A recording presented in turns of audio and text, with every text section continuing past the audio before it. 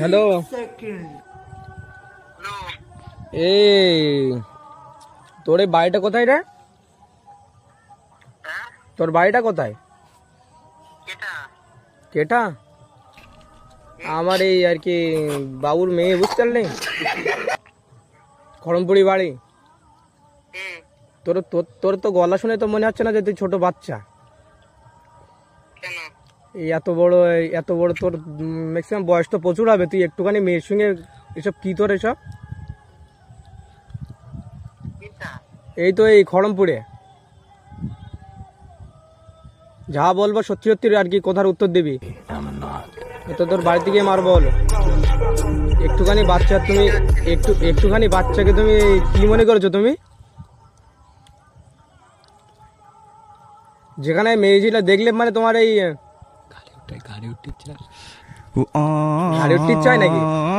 হ্যাঁ, এই পাশ থেকে বকিস না তো। হ্যালো, কথা বল নাকি? হ্যালো, চিনতে পারছো না? সত্যি সত্যি বলো, এই খড়মপুরে এখানে একটা মেয়ের সঙ্গে প্রেম করতে নাকি তুমি? যা বলো সত্যি সত্যি উত্তর দিবে। খড়মপুরে একটা ছোট একটা বাচ্চা পেনা মেয়ে।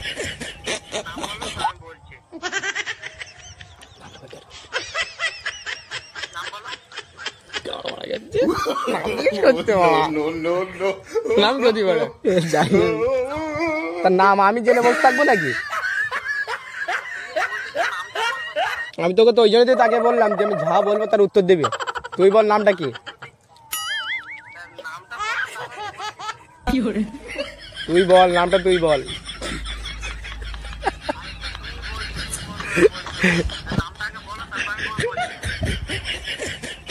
কি বলতো, এই ছোট একটা মেয়ে ছিল। হ্যাঁ ভাই, আর বলিস না।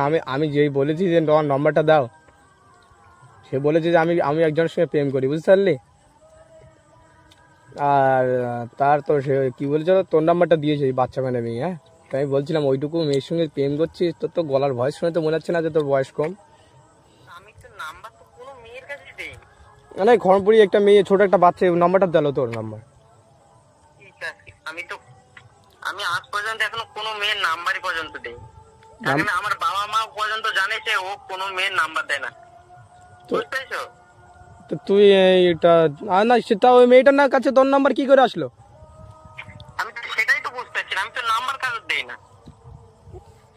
না কি বলতো, এই একটা বাচ্চা মেয়ে তো, আমি ওই জন্য বলছিলাম না। আর এমনি ফোন করার কোনো কারণ নেই। তোর কাছে একটু ফোন করলাম, আমি শুনছিলাম